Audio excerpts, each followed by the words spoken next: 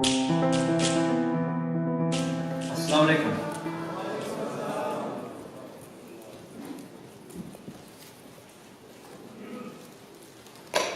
Bismillah, alhamdulillah, wassalatu wassalam, ala rasulillah. I always love to start off talks with a story, simply because I've seen it work. So, a few years ago I was working in High Wycombe, which is a little town, city outside London.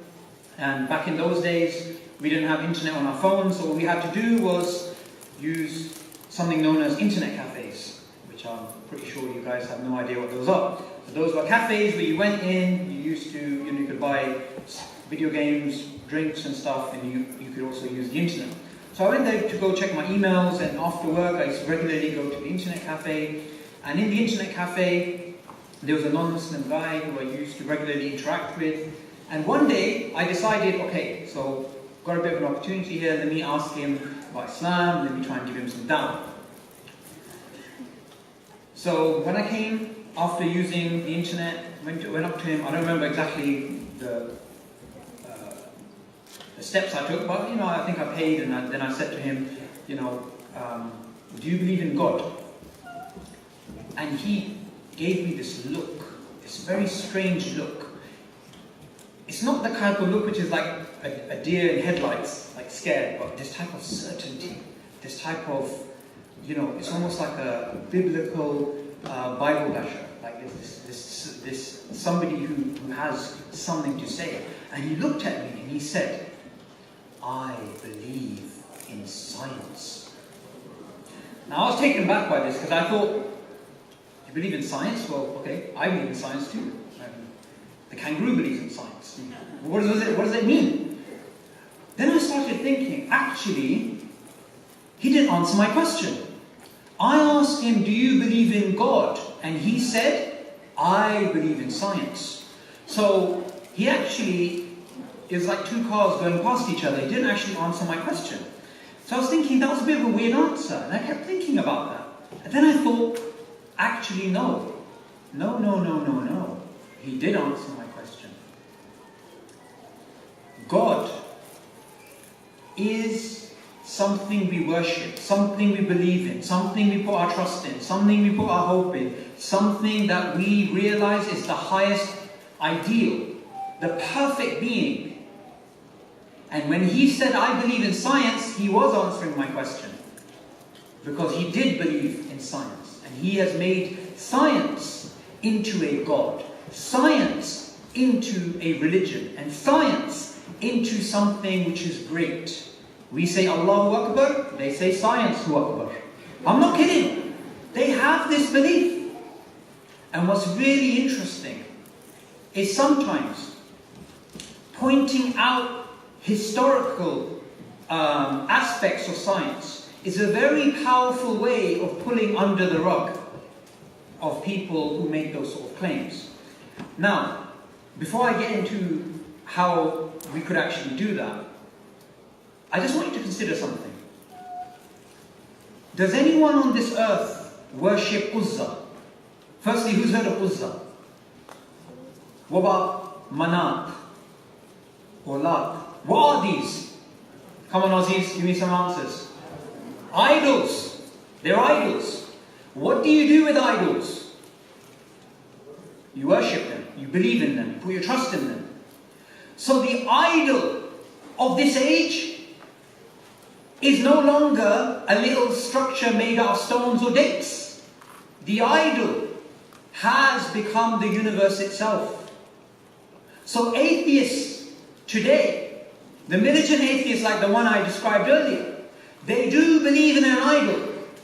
They do believe in an Uzza and a Lat and a Manat. And they are mushriks in the sense that they believe there is something other than Allah which has the power to create, which has the power to inspire, which has the power to fulfill our desires. And it is the idol of the universe. The universe has created us. The universe is a genius. It's Mother Nature. They give all these sort of terms for it. And what's really powerful when you think about the early scientists, and what's important about science is this. the father of modern science is not Galileo, not Kepler, not Francis Bacon. The father of the scientific method itself is Hassan ibn Haytham. Yeah, it sounds like somebody it comes up on TV. Hassan ibn Haytham, did something on whatever, right? But it was Hassan ibn Haytham. And who was Hassan ibn Haytham? Hassan ibn Haytham was a Quranic scholar. He was somebody who believed that science is going to bring him closer to Allah. He is somebody who lived approximately 1,000 years ago. And what did he do? He came up with a method which we use till this day, the inductive scientific method. He took on the early method of the Greeks, which was proto-science. It wasn't exactly science, it was proto-science. And he put falsification in there. He put testing in there. He put experimentation in there. And this is attested to by non-Muslim historians. Although very few actually admit this. Because when they want to talk about the father of modern science, it sounds a lot better if the surname is Bacon rather than Ibn Haytham. No, it's actually true. Which is why, if you look it up, even on such an amazingly neutral website as Wikipedia, put in the scientific method, and reluctantly they have to put Hassan ibn Haytham there, and reluctantly, chronologically, they're forced to put him above Francis Bacon. Why? Because Francis Bacon was inspired by him. Roger Bacon actually wrote a summary of Ibn Haytham's works, and that was Latinized, translated, and that was spread all over Europe. And he came much, much later. So when someone says, I believe in science, and they're trying to put it forward as something amazing which has been discovered other than Allah, we can actually pull the rug under them and say, actually, it was the Muslims who came up with science, the modern scientific method. Okay. Now I want to talk about something in regards to doubts. Doubts that people have about the existence of God, or doubts that people have about something in the Quran which may contradict science. There's some really interesting studies that have been done, and these interesting studies are about how people react when other people see them. When other people are around them. So they did this famous experiment in which they had these lines on this board, and some of the lines were shorter than others. And there was like 6 people in the room, and this was like the 1960s, something like this. And some of the people in the room, they had those funky hairstyles like the Beatles and flares and stuff. You could tell that they were quite old. And in that, one of them was the test, and the rest of them were actors. And they were asked, which line is the shortest? Now there's clearly amongst those 4 or 5 lines on the board, one which was the shortest. But then there was one which was slightly longer. So they asked, in order, all of the actors who were there. And the test subject, he's a guinea pig, he doesn't know what's going on. So they asked, which is the shortest line? The first one, he gives the wrong answer. The second one, he gives the wrong answer. But they say B, they say the letter B, although it's C which is the smallest. You can visually see C is the smallest line. The next one says the same thing. The next one says the same thing. The next one says the same thing. They're all actors, so they're lying. They're pretending as if that's the shortest line. And the guy who is a test subject, the guinea pig, he's there. They ask him. He can clearly see that one of the lines is the shortest, but because of social pressure, he says D. He says the wrong answer. Human beings will deny their own perception to fit in line with society. That's what human beings are like. Human beings are sheep.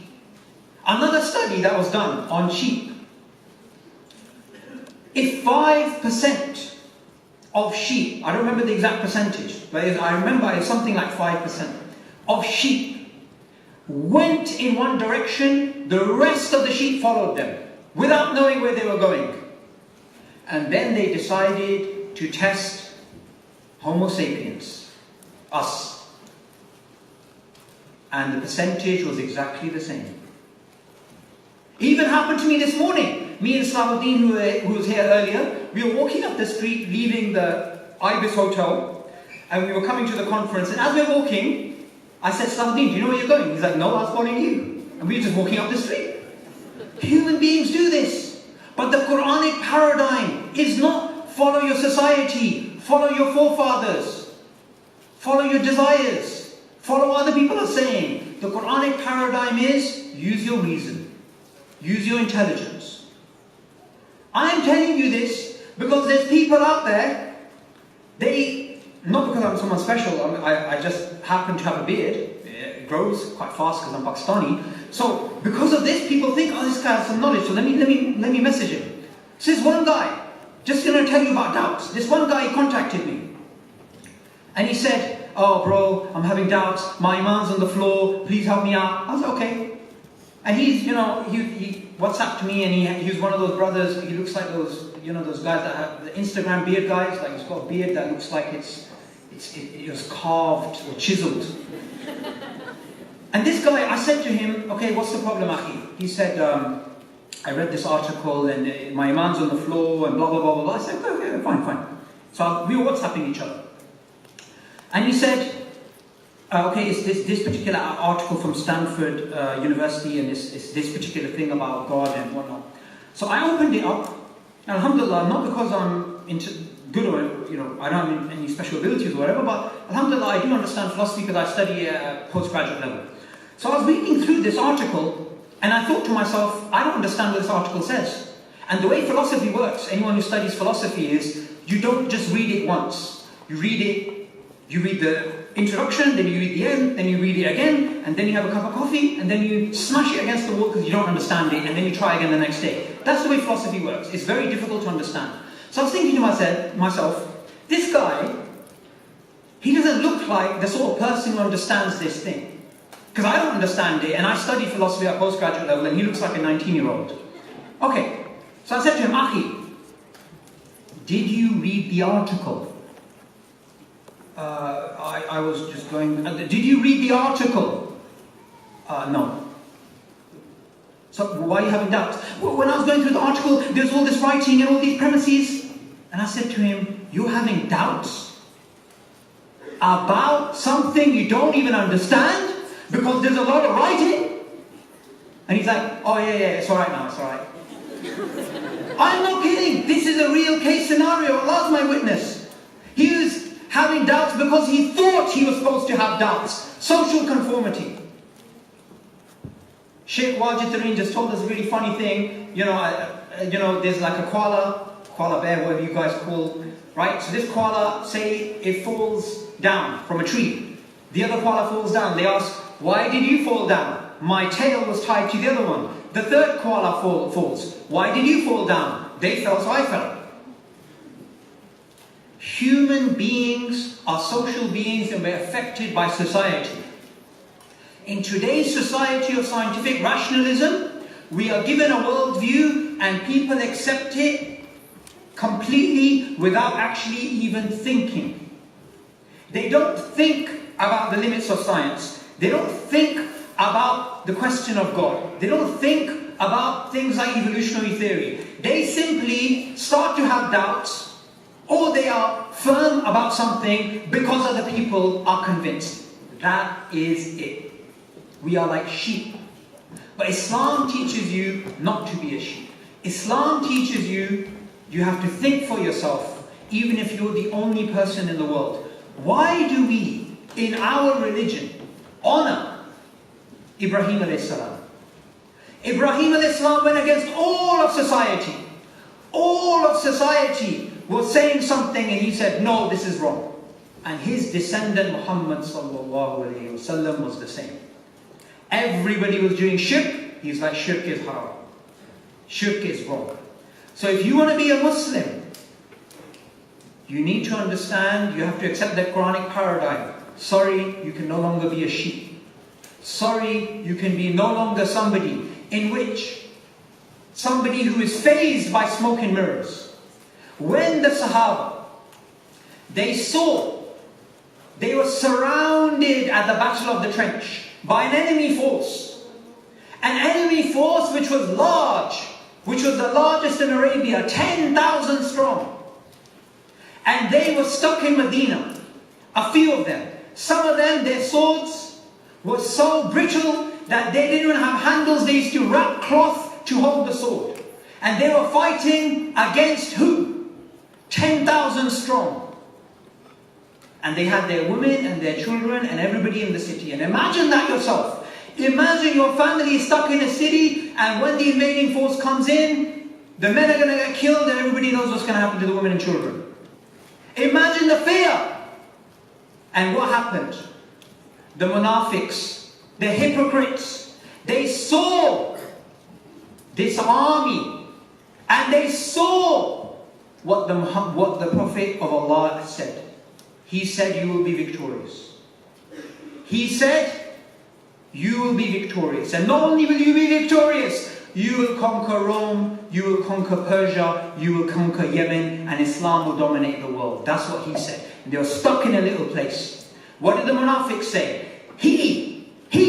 That man, he talks about victory. And we can't go to the toilet without having arrows shot at us. He talks about victory, but his religion and their religion has deluded them. They even stopped calling Medina, Medina, and they started calling it Yathrib. They saw with their eyes an army like they've never seen before. And they saw the promise of Allah's Messenger. And they chose that which they saw above what Allah's Messenger said. And the Sahaba, the believers, what did they do? They saw with their own eyes what the munafiqs saw, what the hypocrites saw. They saw the largest army in Arabia around them. And they heard with their own ears what Muhammad sallallahu alaihi wasallam said.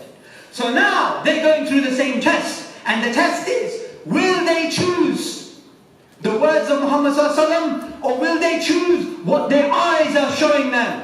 And they said, and Allah recorded it in the Quran, this is what Allah and His Messenger has promised, and Allah and His Messenger have spoken the truth. And what happened? Not only was that army defeated, Persia was defeated, Rome was defeated, Yemen was defeated, and Islam spread to the entire world. Why? Because they decided to choose the words of Muhammad ﷺ above what their eyes could see. And today, it's the same issue. The Quran is telling us something.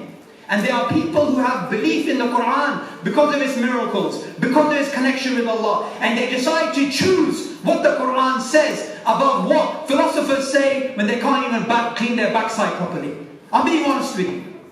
You have to make a choice between what Allah's Messenger has said and what other people may say. And you will, and I promise you this, you will, if you put your trust in Allah, you will see their deception being unraveled.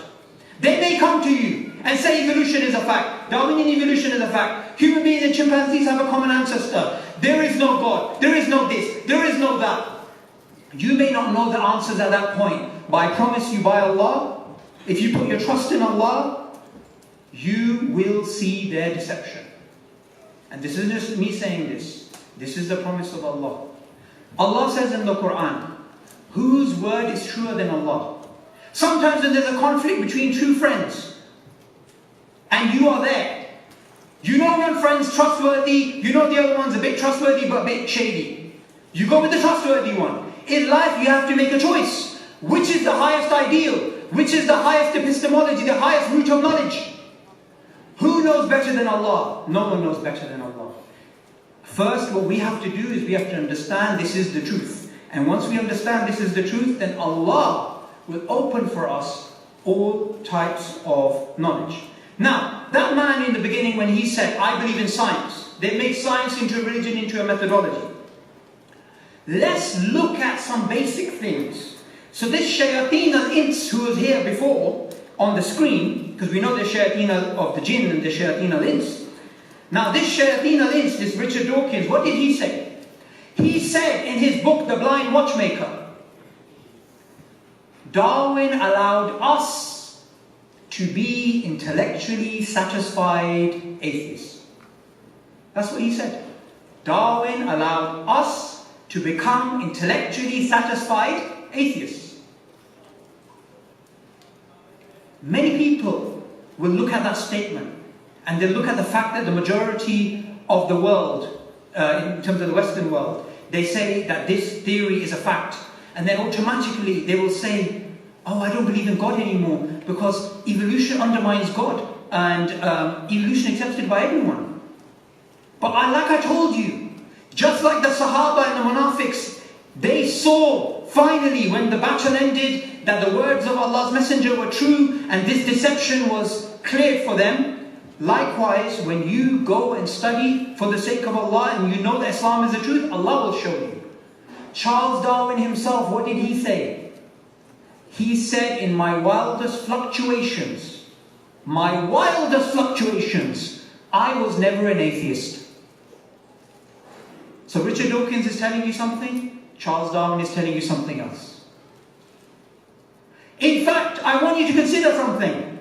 When you have people like him saying, in his book, The God Delusion, the central argument of God delusion is what? Darwinian evolution is true, it undermines God, and likewise, physics will also one day show us a type of Darwinism, therefore God doesn't exist. What does Charles Darwin himself say? Charles Darwin himself, in the second edition of The Origin of Species, he includes a quote of another theist who says, whether God created all species individually or God created all species through one original species, which is the Darwinian theory, either way, this is a noble thing for God to do. Charles Darwin was so impressed by those words, he put them in his second edition of The Origin of Species. You will see a massive difference between the truth and the falsehood. You will see a massive difference between the public perception of science and philosophy and evolutionary theory and the academic. There is a big difference. So when people say, I believe in science, I only believe in proof, I only believe in that which I can see, let's ask them some questions. For example, does Genghis Khan exist? Think about that. Genghis Khan, the man who had an empire, whose grandchildren invaded Baghdad, the people who turned the world over. Can you know by the scientific method that Genghis Khan existed? Can you go to his grave? No one knows where his grave is. Can you study his DNA? No, you can't. Can you go back and take a picture of him? No, you can't. How do you know he existed? Because of testimony of other human beings who lived at the time and told their children and told their children and told their children. Science is based on testimony.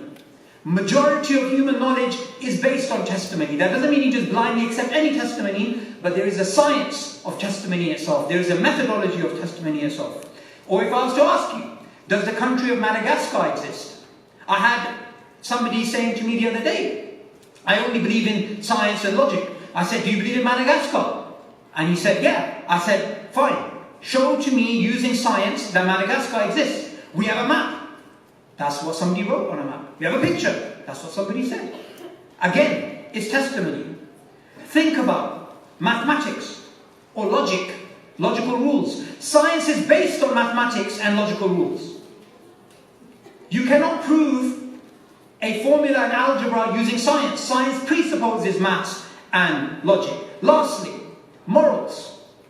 People say, oh, I only believe in science. Do you believe a little small child that's going across the road is deliberately run over by a car? Do you believe that's wrong? Yeah, I believe it's wrong. Does that make you angry? Yes, it makes me angry. Right. Let's measure that scientifically. Let's come up with a philosophical argument for morality. There is no philosophical argument that proves objective morals exist. Morality is a real thing. There is no scientific experiments to measure morality. Yet, morals is what drives human beings. Emotions is what drives human beings when they see injustice in the world. The main thing which drives human beings, you cannot scientifically verify.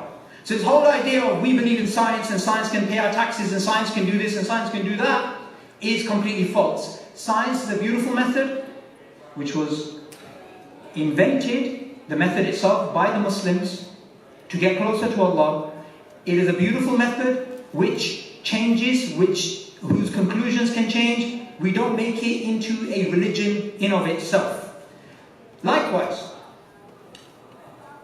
scientists, they look at conclusions they come up with conclusions based upon a limited set of observations.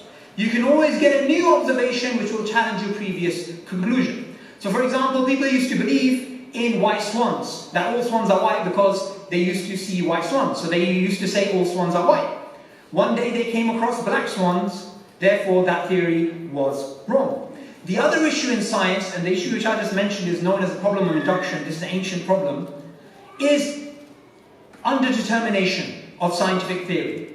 Bit of a long word, but what it basically means is this. The same observations can give rise to alternative theories. Obviously scientists have to decide one theory, but they can give rise to alternative theories. Now, I want you to consider something else that this Richard Dawkins says. He says, today the theory of evolution is as much open to doubt as the theory that the earth goes around the sun. Imagine that. Okay. If what he's saying is correct, why is it in 2016, in the Royal Society in London, which is the most prestigious scientific institution in the world and the oldest, why did evolutionary biologists from across the world come together and debate and discuss and disagree about the very core mechanism of Darwin's theory, which is natural selection?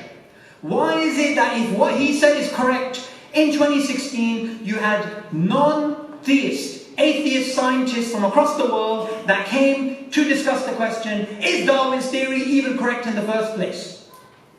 Some of them were saying yes, the majority was saying yes, and minority was saying no. They were disagreeing with each other. If what he said is correct, obviously it is not. And that brings up another question. Remember, the shaitan's trick is to mix truth with falsehood. Mix a bit of truth with a bit of falsehood. So is evolution a fact? Is evolution true? The answer simply is yes, it is true. And it was known to be true before Darwin. It was known to be true amongst the Muslim scientists before. It was known as far back as almost 3,000 years ago with Hindu philosophers coming up with evolutionary theories. What does evolution mean? Evolution simply means biological change over time. That's what it means. Trivial, simple answer. Darwinian evolution is something different, which is why it's called Darwinian evolution. And look at the fact that majority of people in the world, they don't even know the difference between evolution and Darwinian evolution. Darwinian evolution is a particular idea. And the particular idea is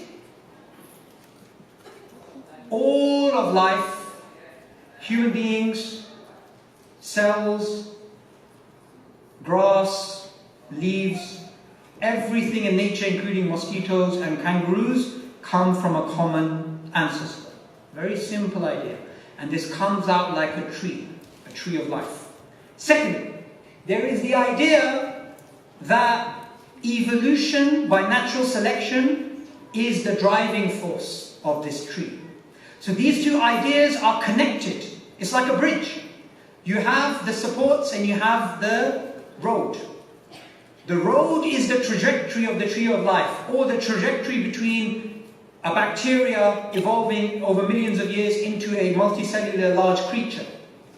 And the structure is the mechanism.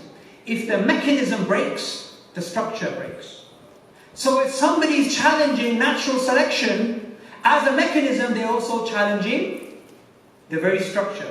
Now some of you may have no clue to what I just said, but I just want you to remember one thing. You haven't been told the entire story. Just keep that in mind. The very fact that all you've been taught in your life is evolution, and not the difference between evolution and Darwinian evolution, and not even the fact that there are people who disagree about it, goes to show how far the propaganda has actually gone. There's three things about Darwinian evolution which no scientist in the world can deny. Somebody can come up to you and say, how stupid are you? You don't believe in Darwinian evolution. 99.9% of scientists believe in Darwinian evolution. You can tell them, no problem. Those 99.9% of biologists who believe in Darwinian evolution, isn't it true that they believe is based on a probabilistic framework? Isn't it true that they believe it has assumptions? Isn't it true there are still disputes about its core ideas amongst evolutionary biologists? Three things I said: probabilistic framework, assumptions, disputes. These three things are something no evolutionary biologist in the world can deny. Apart from that, there are some evolutionary biologists who put together complete alternatives to Darwin's theory, like evolution by natural genetic engineering, neo-Lamarckian evolution, or evolution Mendelian mutationism. Complete alternatives. The public has never heard of them. Why? Because there's an image that they want to project. And the image they want to project is, this thing is true, don't challenge it. If you challenge it, you're a caveman. I want you to consider something. Julian Huxley, he was an evolutionary biologist in the beginning of the 20th century. He was an atheist, a militant atheist at that, and a philosopher. He believed Darwinian evolution is a religion. And he believed that this new religion must be propagated to the world. And he wrote a book called Religion Without Revelation. Which is that religion without revelation? It was evolutionary humanism. And he believed that the world should be indoctrinated in this religion. And he was the first president of the United Nations Scientific, Cultural and Educational Organization, UNESCO. This isn't some guy working in his mom's basement. This is the first president in the middle of the 20th century of the United Nations Scientific, Cultural and Educational Organization. Meaning, he had direct influence on global education. And we today have been impacted by his teachings. What he wanted to do, he has managed to do, which is to create this impression that this theory is true. And to, as in his words, he wanted to get rid of religion like Christianity and Islam and replace it with a new religion. What's interesting is in academic circles, even atheist philosophers and scientists have realized Darwin's theory is more than just a scientific theory. It is a worldview. For example, the atheist philosopher Michael Roos, who published a book recently with Oxford University. The book is called Darwinism as Religion. In this book, he says, Darwin's theory is a valid scientific theory. However, apart from being a valid scientific theory, it was from the very beginning, and it is today, a religion, a secular religious perspective, an alternative to Christianity and conventional religions. In academic circles, it is understood that this is not just a scientific theory. And in academic circles, if anybody studies within academia, they will know about the massive difference between the public understanding and the academic understanding. Just imagine one thing. We see these documentaries in which it says, look at this thing, look at this thing. They're similar, so they must have a common ancestor. In academia, you will not find a single philosopher of biology saying the same thing. Because they know similarities due to common ancestry is an assumption. To make it a conclusion is circular reasoning. Plus, on top of that, we know of multiple similarities in nature, identical at the biochemical level, at the genetic level, at the anatomical level, at the psychological level, at the linguistic level, at a biogeographical level, which are not due to common ancestry. They are not at all. That's what the public doesn't actually know. To end this talk, I want to speak about the future. Allah says in the Quran, O you who believe, respond to the call of Allah and His Messenger to that which gives you life. As much as the atheist movement tries to create an impression that there is no God, that science has disproven God, that evolution challenges revelation, as much as it does that, it cannot explain the human being. It cannot explain what human beings do. It cannot connect with human beings. What is Tawheed? Tawheed is like a human being. If you imagine a human being being a circuit which is broken and is connected and there's electricity which goes around. That is what happens when Tawheed enters the heart of a human being. And there's no way that an atheist evolutionary biologist or a psychologist or a philosopher can create that same impact with human beings. Which is why, from day one, from the time that Muhammad ﷺ started his preaching till today, Islam is growing, Islam is extending, and Islam is expanding. Although there may be amongst us those Muslims who fall off, who get confused. Just remember one thing. Allah says in the Quran, if, O you who believe, if you turn away from your religion, Allah will replace you by people who love Him and they love Allah. So don't think you will do any harm or somebody will do any harm to Al-Islam by falling off. All you will do is create a situation in which Allah will guide someone else.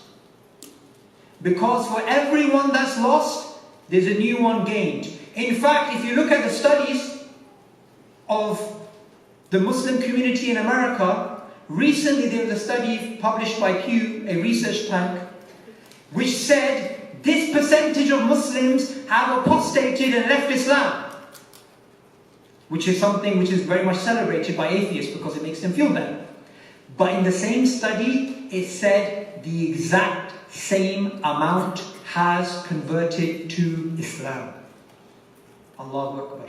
Allah's promise is true. If you turn away from Allah's deen, He will replace you with someone else. Islam is a religion which whether we understand certain aspects of it or we do not understand certain aspects of it, the promise of Allah will come true. Allah says in the Quran, it is He who has sent His messenger with guidance and the religion of truth, so that He may cause it to prevail over all religion.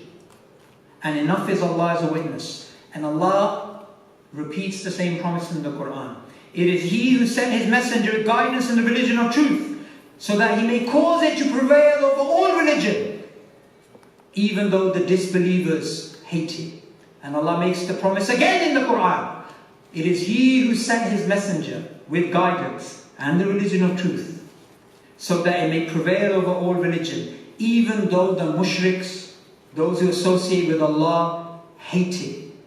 So, Islam intellectually will dominate.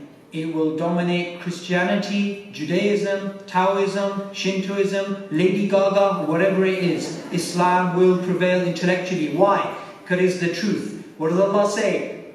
There's no match between truth and guesswork. There's no match between truth and falsehood. The truth is with Islam. The truth is Islam because it's been sent by the one who is Al-Haq, the truth. Everything I've said is from Allah, which is good. Every mistake is my own. Jazakallah khair for listening. Assalamu alaikum.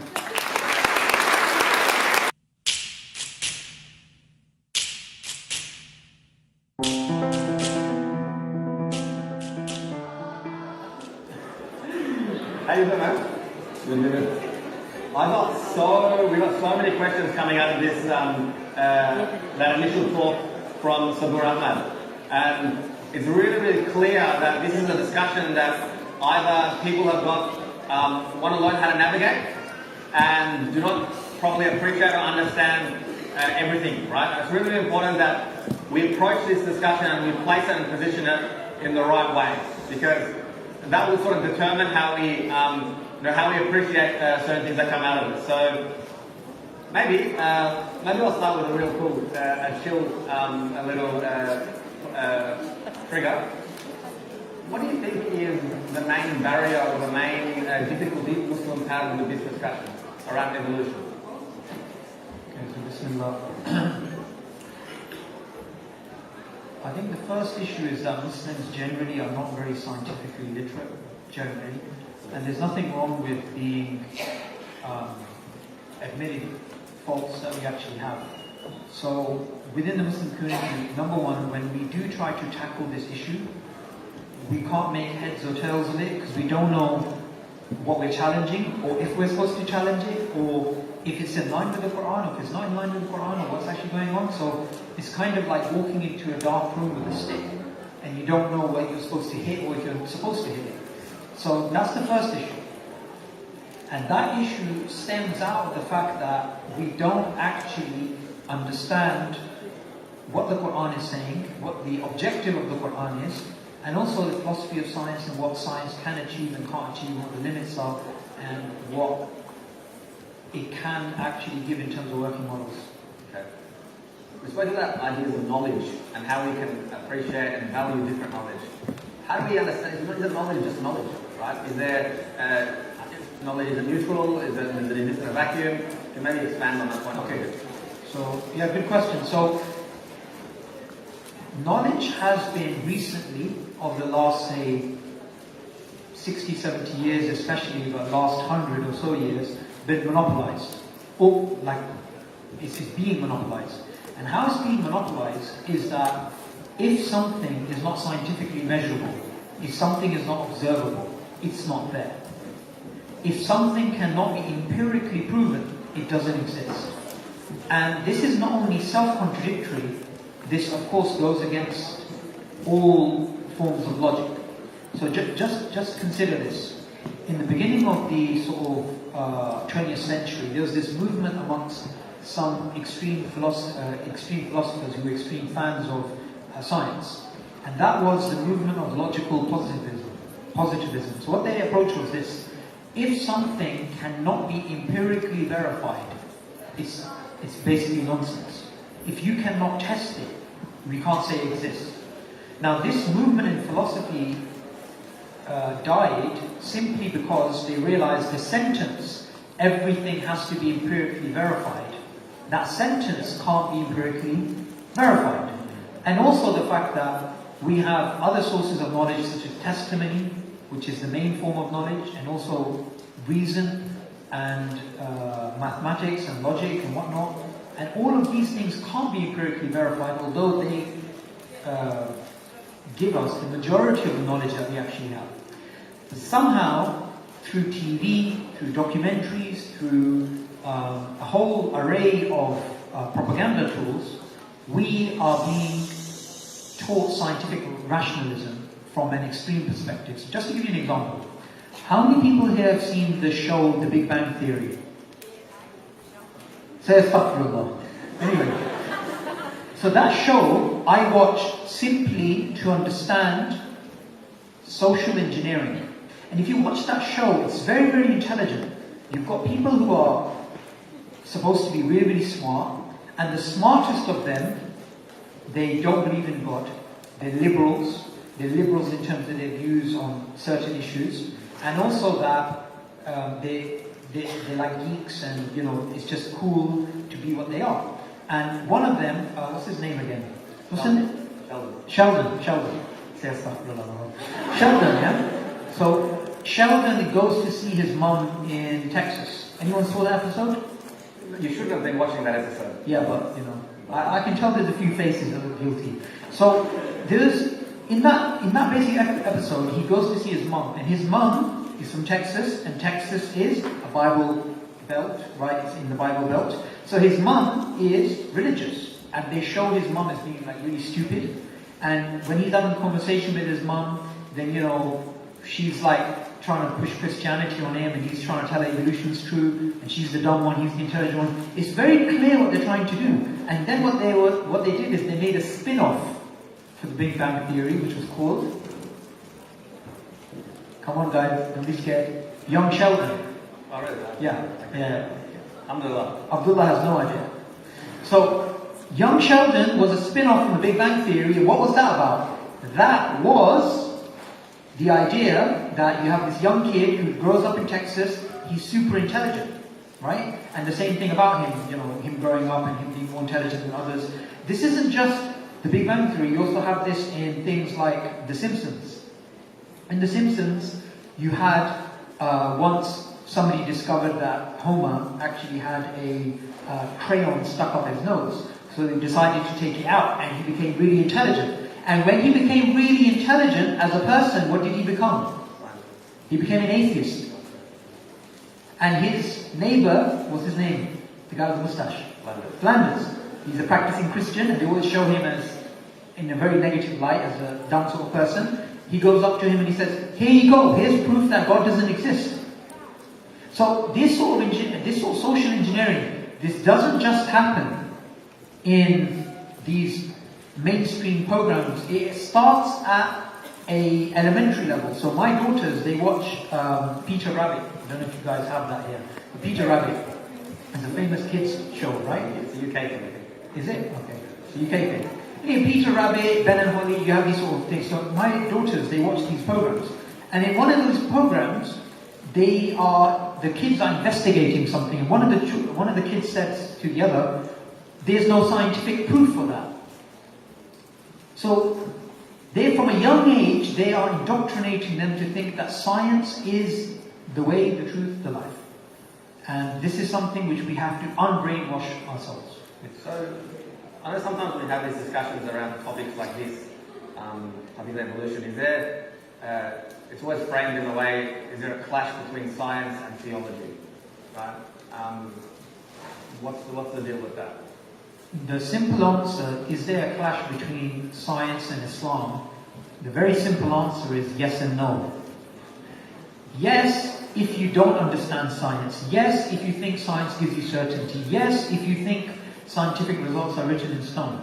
No, if you understand the philosophy of science. No, if you understand the assumptions behind certain scientific theories.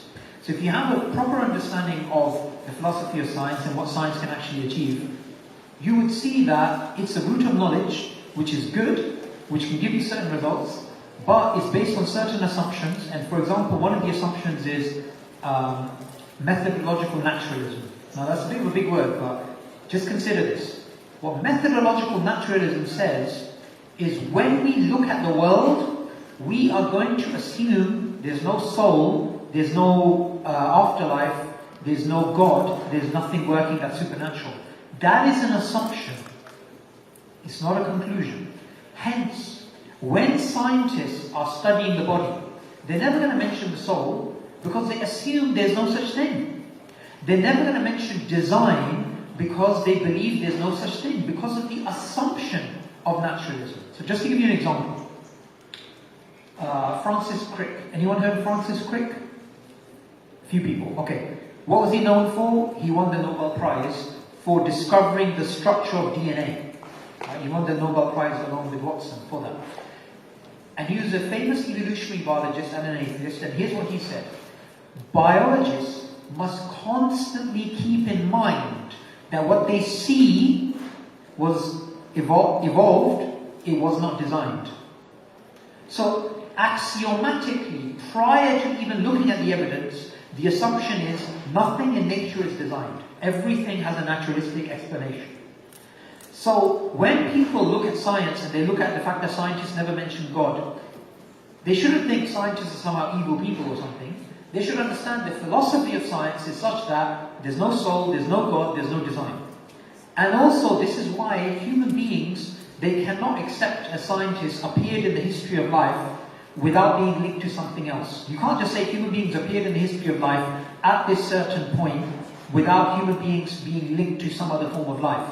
Because of the belief in methodological naturalism, hence why you have people like Gareth Nelson, who's a mainstream evolutionary biologist. He's not religious in any perspective, in any way, nor is he someone who denies Darwinian evolution. He says human beings, he says we must have some ancestors. We'll pick those. Why? Because they must be there and these are the best candidates. He's talking about fossils. So he's saying, look, axiomatically human beings must have common ancestors because that's the only conclusion that we can come to. So these look like the best candidates, therefore they're there. So what people don't realize is when there's a certain fossil that evolutionary biologists actually give, that fossil which is claimed to be an ancestor, we're just told, look, that fossil is your grandma, or it's Lucy, or it's this or that. But that fossil is based on 4 assumptions. The first assumption is the assumption of methodological naturalism, which is human beings must have some ancestors, so let's look for them. The assumption number 2 is the assumption that similarities are due to common descent, which assumption can be challenged by homoplasy, that the similarities are not due to common descent. The third assumption is the assumption of natural selection being the mechanism which leads this to that. But like I mentioned previously, that mechanism is something which is openly challenged by some biologists. The fourth assumption is there's only one origin of life. What's interesting, why do they postulate only one origin of life? Because life is extremely complex.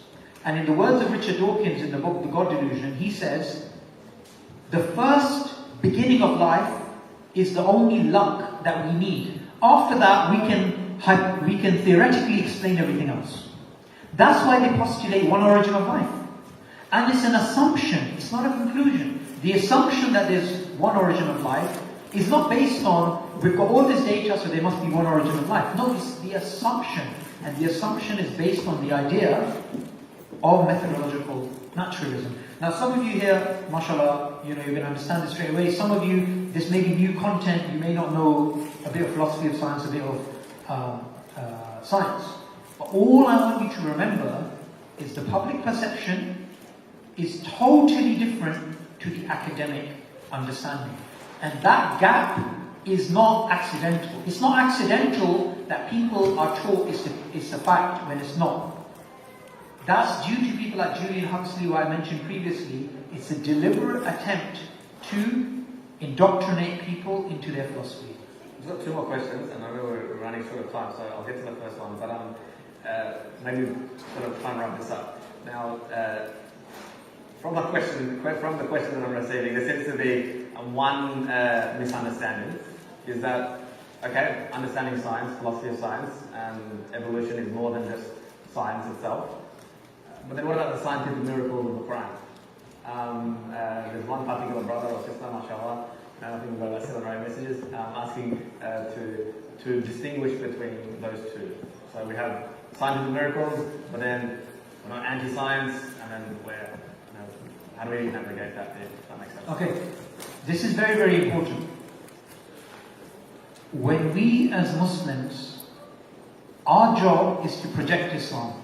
We cannot project Islam if we don't understand it in the first place. What we do is we sometimes adopt things without understanding them. Like myself, I used to believe in scientific miracles in the Quran, and I used to use that in dawah conversations. Only later did I discover nobody in the history of Islam used scientific miracles, and this is a recent innovation. It is actually an innovation.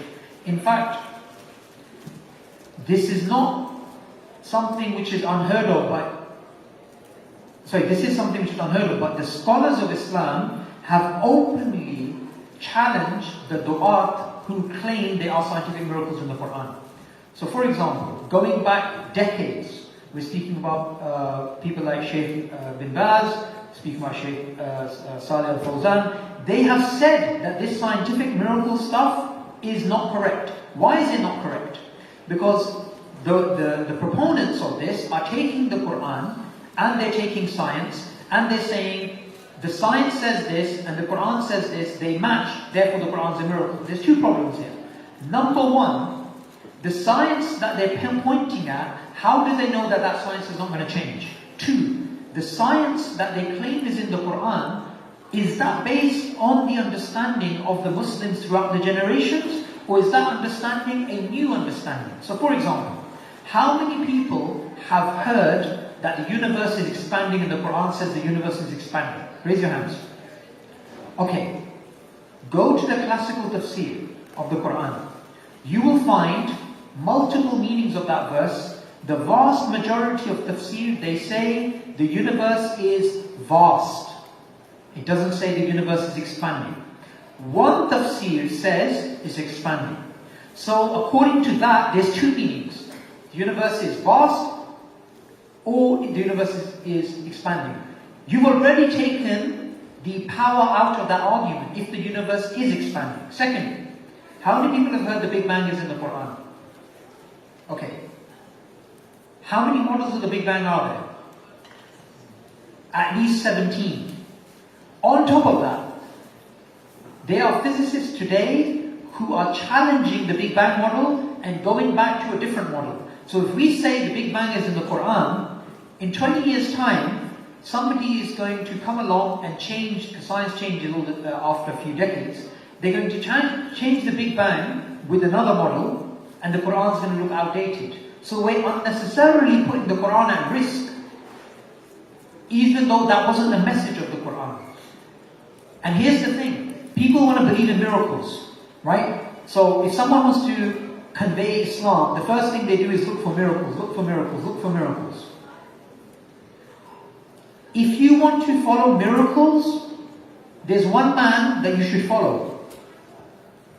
That's the job, because he's going to give you miracles. He's going to command the sky to rain, and it's going to rain. He's going to command the dead to come to rise, they're going to come to rise. We don't believe the Quran is the truth because of miracles. We believe the Quran is the truth because the Quran gives a message of God which is in line with our nature, the fitrah, and which is in line with our intellect. The fact that there's one God, He's the only one worthy of worship, and there's nothing like Him. That's why the Quran is the truth. The Prophet ﷺ didn't give a miracle to Khadija radiallahu anha. He didn't give a miracle to Abu Bakr radiallahu anhu.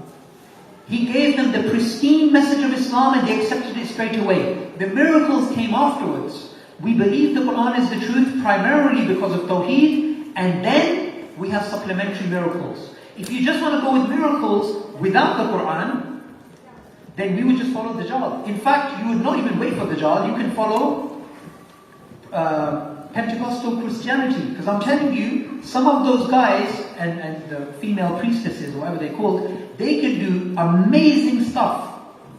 They can tell you information about you that only you know. So if you want to follow miracles, you can end up following those people. As Muslims, we first look at the message. Is the message a message of Tawheed? A message that fits in line with our in line with our concept of God? Yes, it does. Now it has miracles. Okay, now we accept it to be true. We don't just purely go by miracles. And this idea of going with scientific miracles, this is a reaction to an inferiority complex we have, because the West is far ahead of us in terms of science. Muslims contribute almost nothing to the scientific advancement. And obviously this is in terms, the West goes in front in terms of science, then maybe the Chinese will go, and this is just the way of the world. Because we don't have anything to contribute, we start saying, our book has these miracles. But that's a really defeatist approach. So we'll wrap it up there. I've got one last question, and a quick answer.